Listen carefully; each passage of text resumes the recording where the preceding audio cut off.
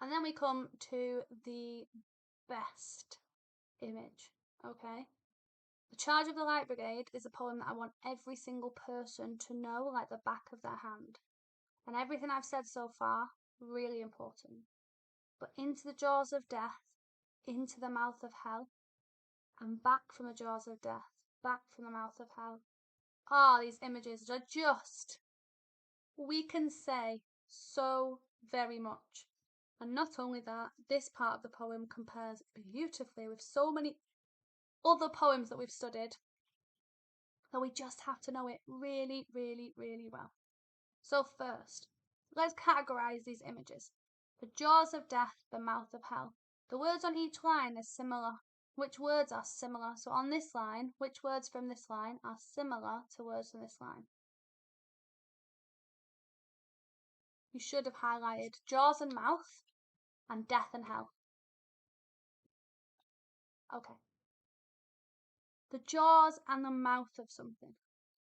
First things first, when you think of jaws and a mouth of something, what do you think of?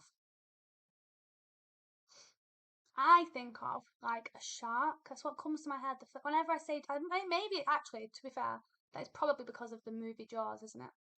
When I think of Jaws, I think of a really powerful enemy. And we know this poem is about conflict, don't we? We know there is an enemy. And the jaws and the mouth, how do they present that enemy? They present that enemy like it's a monster, like it's a predator, a predatory monster or enemy. And then I think, well, what do jaws and what does a mouth do? What's the purpose of the mouth of the jaws? The purpose of the jaws and the mouth are to trap, break down, and consume prey. Once you are in the jaws of a predatory monster, it's very, very hard for you to get out, to escape. And if we're coming up against jaws and a mouth, if this valley is jaws and a mouth, then we are inferior to this. And the way that Alfred Lord Tennyson, he personifies the valley. He personifies the valley into, therefore, a predatory enemy, like a monster.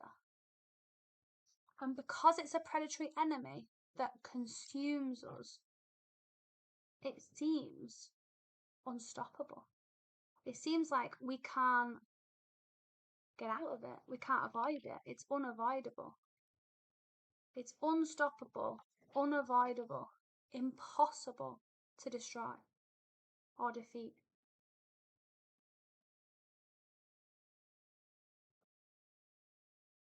And what does that tell us about the men? If this is what they're up against, what does that tell us about the men? That their death is unavoidable. Now remind yourself of the name of this poem. They are not simply charging into a valley. They are charging into death itself, into hell. And this metaphor of hell, this metaphor of kind of sin and torture and suffering,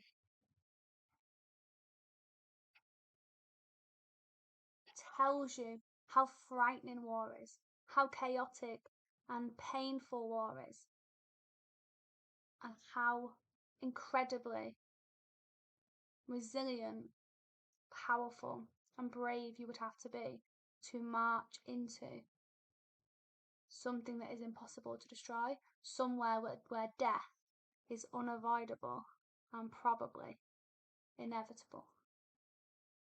So really, this predatory enemy of the valley, this presentation of the danger of war and kind of the hellish landscape of war, shows us why we should honour,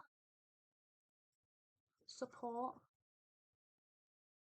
praise, and celebrate the 600.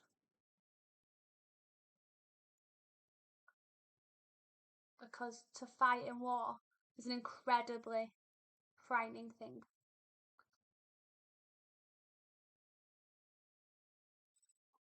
You can take the image of death and hell one step further.